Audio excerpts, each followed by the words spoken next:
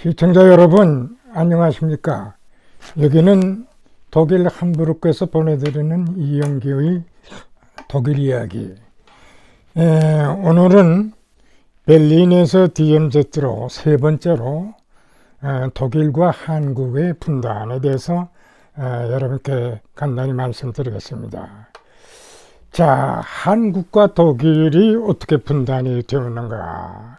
지금 생각해봐도 굉장히 아주 긴장이 우리에게 주어지는 하나의 문제가 아닌가.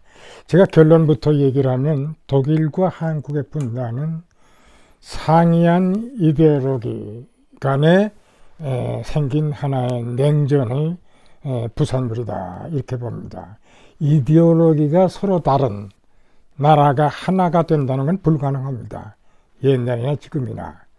우리 그동안 통일 문제에서 낮은 단계의 무슨 연방제다, 그거 다 헛소리입니다.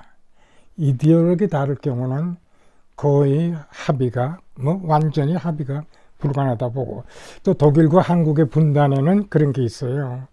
소련의 2차 대전 이후에 소련의 팽창과 이 자유세계, 미국을 위시한 자유세계 방어 정책, 그러니까 이데올로기도 다르고 저쪽에 팽창을 막자니 자연히 독일과 한국은 분단될 수밖에 없었던 그런 상황이었었죠.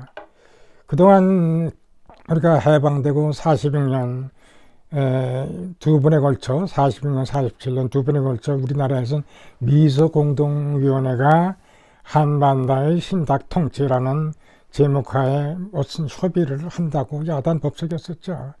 그러나 당시에 이승만 대통령과 김구 선생은 처음부터 우리가 왜 사대국의 그 통치를 받아야 되냐, 즉각적으로 우리는 독립을 하겠다, 이런 그 가운데서 결국은 그 미소공동회의는 실패했는데요. 다시 강조하지만 설사 미소공동회의가 성공을 했더라도 그 후에 이데올로기가 다른 나라들 간의 이런 분쟁 속에서 어떤 합의점이라는 건 찾는다는 것은 불가능한 거죠. 그러니까 한국에서의 그 미소 공동회를 통한 어떤 무엇을 하려는 건 처음부터 불가능했던 겁니다. 우리가 이것을 더 이해하기 위해서는 독일의 경우를 살펴보면 더 확실히 알 수 있어요. 독일도 45년 히틀러가 망하고 46년 파리, 모스코, 여기 런던에서 외상들이 모여가지고 협상을 했습니다. 이것이 또 결렬됐어요.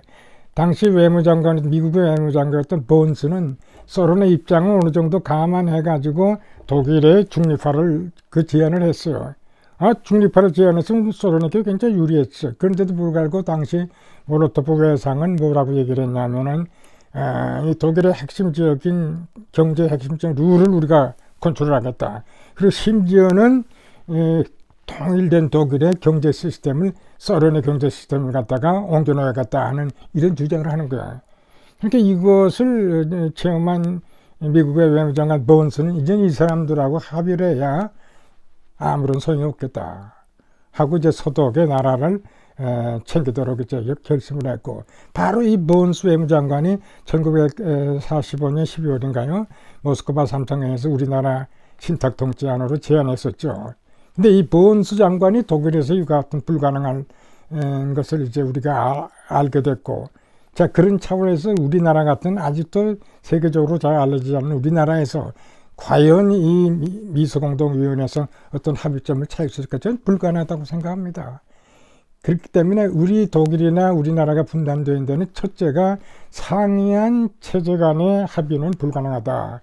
또 다른 점은 2차 대전 이후에 이 유럽이나 우리 국동의 공백 상태를 이용을 해서 스탈린은 팽창 정책을 쓰던 그때입니다. 팽창 정책. 그러니까 독일은 독일에서 또는 우리나라는 우리나라에서 팽창 정책을 쓰던 그런 상황이기 때문에 이것을 우리는 막지 않으면 안 될 그런 상황이 있었죠. 다행히도 오랫동안 소련에서 일했던 미국의 그 대사, 미국 대사 이 조지 캐난이 소련의 팽창 정책을 미리 감지를 해가지고 미 국무성에다가 외교 정책 일환으로 소련에 대한 방어 정책, 그 유명한 컨테인먼트 폴리시, 이걸 취하게 되는 거예요.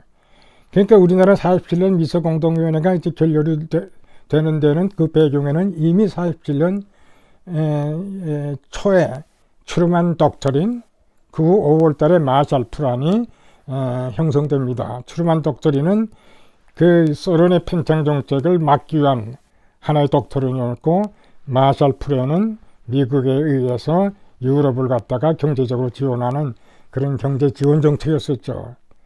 전체적으로 봐서 소련의 팽창 정책에 대한 이 미국의 하나의 방어 정책, 이와 같이 처음에 강조한 것처럼 상이한 이데올로기로 가진 나라들 간의 공통점을 찾기는 불가능한 거고, 또 다른 하나는 지금 얘기한 것처럼 소련의 팽창 정책에 대한 이 미국 혹은 소방세계의 방어 정책으로 일어나가지고 결과적으로는 독일 통일도 불가능해졌고 우리나라 통일도 불가능해진 겁니다.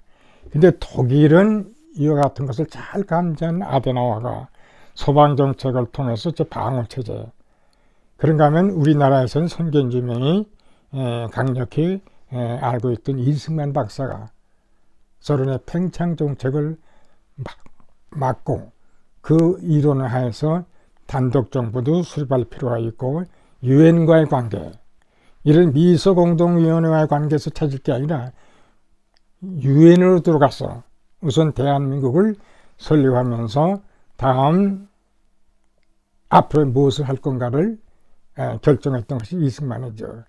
사실 독일에서는 아데나워, 그리고 우리나라에서는 이승만, 이 두 분은 선견지명이 아주 강했던 분입니다. 소련의 팽창 정책을 이미 감지하고 있었어요. 또 아데나워는 아데나워대로 서방 정책을 쓰게 된 것은 그들의 팽창 정책을 막기 위하다. 우리 이 박사가 유엔으로 들어가서 우리나라 문제를 해결하려고 한 것은 그 소련의 국동에 있어서 팽창 정책을 막기 위한 한 수단으로 유엔을 위한 노력을 하게 된 거죠. 참 어떤 의미에서는 미국의 떨레스, 그 다음에 독일의 아데나워, 그리고 우리나라의 이 박사 같은 사람이 있었기 때문에 우리나라는 비록 분단이 됐지만 공산화를 막는데 큰 이바지하지 않았나, 저는 이렇게 생각합니다. 제가 오늘은 독일의 분단, 한국의 분단을 간단히 설명했습니다만은 이 분단을 계기로 독일은 전쟁 없이 계속 발전한 데 반해서 우리나라는 어떻게 됐어요? 곧 2년 만에 한국전쟁이 일어난 거예요. 바로 한국전쟁이 일어나게 된 배경이 바로 오늘 제가 여러분께 설명하는 소련의 팽창 정책이 일어나서 이루어졌다는 사실. 혹자는 한국전쟁이 무슨 남쪽에서 어떤 구실을 제공했다, 이런 헛소리를 하는 사람이 있는데 아직도 정신 못 차리는 사람이 참 많다고 봅니다. 한국전쟁은 소련의 팽창 정책이 일어나서 김일성 같은 앞잡이가 전쟁을 일으킨 거죠. 그걸 보더라도 우리가 얼마나 분단 과정에서 상이한 이데올로기를 가진 나라들과의 결합이 불가능하다는 것과 그 다음에 그들의 팽창 정책에서 아데나워는 비록 어려운 조건에서도 소방 정책으로 이 팽창 정책을 막았지만 우리의 경우는 불행하게도 이 팽창 정책을 막지 못하고 유교라는 우리 민족의 비극을 초래하게 됐죠. 그러나 이때도 이 박사가 미국과의 관계에서, 유엔과의 관계에서 대대적인 활동을 통해서 결국 우리나라를 다시 구하는 이러한 결과를 가져왔죠. 그래서 제가 다음에는 독일의 아데나워와 우리나라의 이승만을 제가 비교하려고 합니다. 제가 오늘 세 번째로 합니다만은 제가 쓴 저서 베를린에서 DMZ로 이것이 이번 우리나라 4월 선거 끝날 때까지 차례차례 제가 여러분께 소개하려고 합니다. 지금까지 시청해 주셔서 대단히 감사합니다.